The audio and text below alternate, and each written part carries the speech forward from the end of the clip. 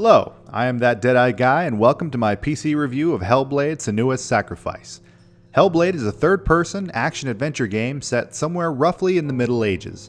You play as a Celtic warrior named Senua, who is afflicted with two significant maladies: a physical disease called rot that is slowly destroying her body and will kill her once it reaches her head, as well as psychosis of the mind, where she consistently hears multiple voices and has a healthy or unhealthy detachment from reality. She embarks on a journey to Hell, the Viking version, not the Christian one, in an attempt to resurrect her lover and companion Dillion. She's hoping that she can bargain with the only Norse god capable of bringing back the dead, Hela, in order to return him back to the living. I really can't dive too much else into the major plot points of the story outside of that, as it's fairly difficult to do so without giving away major spoilers. Since this particular title relies heavily on the story to make up for other massive shortcomings, I'll take special precaution as to not give away major pieces of the plot. I went into this game with no prior knowledge and no expectations. I knew that Ninja Theory had made Heavenly Sword, which was a launch title for the PlayStation 3, but it had been ages since I played it, and any positive or negative memories I had of it were long gone, which means it probably wasn't very memorable either way. From the outset, the game is unsettling. The environments are well crafted and eerie, and you really get the feeling of being in a place that exists somewhere between life and death. The game recommends headphones as the player will hear all of the voices from Senua's mental malady. Having fourth-party observers speaking into my ears from multiple directions as I guided Senua was a fairly unique experience. Ninja Theory had done quite a bit of research into psychosis in order to present an accurate portrayal of what someone with that condition might have to endure, and I think it works really well on how they presented it in the gaming medium. There is no hand-holding and no tutorials at the beginning of the game. You are given the controls as soon as Senua begins her quest and are pretty much expected just to figure everything out. I don't mind this to a point. It works with this game because the gameplay is extremely simple. It most certainly would not work in titles with a bit more complexity in their combat or movement.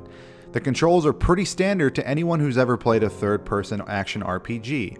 Dodge, block, parry, light attack, heavy attack, and shield break. They work precisely as you'd expect them to. Mechanically, I didn't have any problems with the combat, and I doubt anyone with experience playing something like Dark Souls would have much trouble with it either. I had no performance issues running Hellblade. Frame rate was consistent, and I didn't encounter any crashes. There wasn't much room for glitches and bugs because of how narrowly the game was designed as well. That's not to say I didn't run into any, however. I did get hung up a few times with absolutely no way of freeing myself besides reloading the game. Also, in one of the more time-sensitive parts of the game, I hit a bug where I would continually die despite avoiding the thing I was supposed to be running from. I'd die, reload, and then almost immediately die again for no reason. This bug is particularly egregious in a game that tells you at the very beginning that dying too many times will cause the rot to spread closer to Senua's head, which, if it reached it, would cause you to lose your progress and have to start the game all over again from the beginning. There are a handful of things that Hellblade does really well. It absolutely nails translating the mental state of Senua to the player. You hear the different personalities of the voices, observing Senua's every move and commenting appropriately. Why is she going that way? Stop! Turn back! You'll die!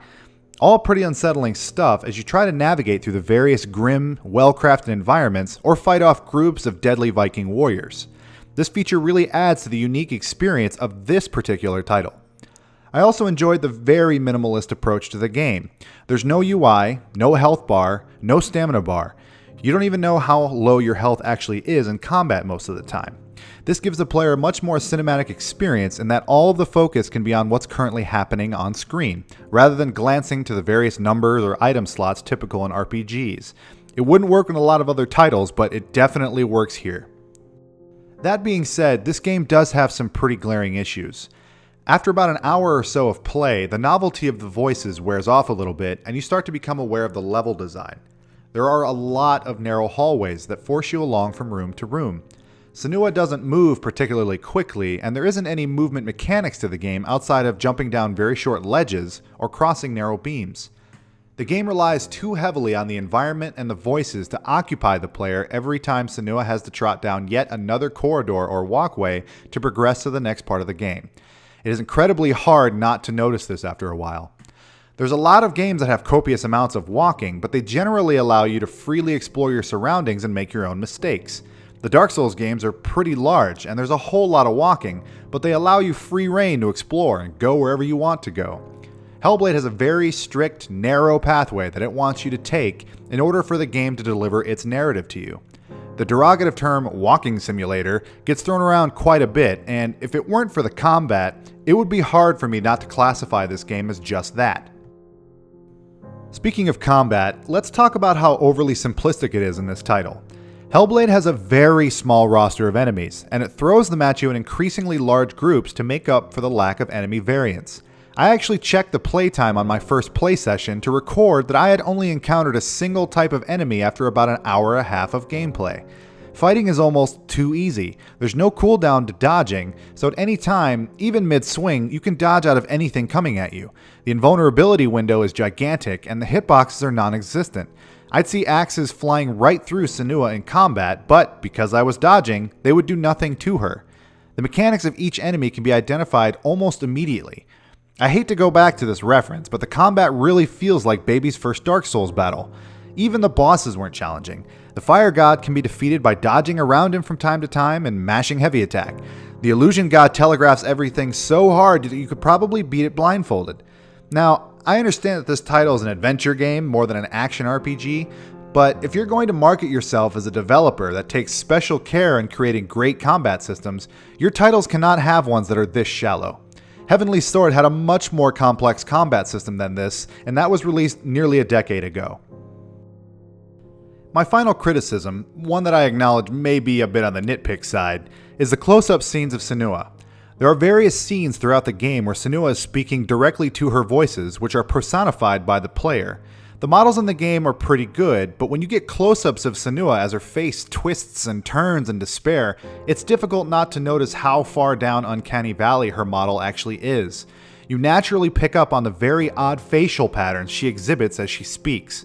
By the end of the game, I had convinced myself that Senua was a robot that was doing its best to mimic human emotions.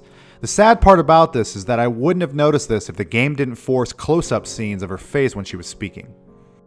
With the combination of unnecessary corridors, slow movement, and tedious repetitive combat, I got the deep sense about halfway through the game that Hellblade didn't really have much respect for my time, and it thought it was a lot more interesting than it actually was.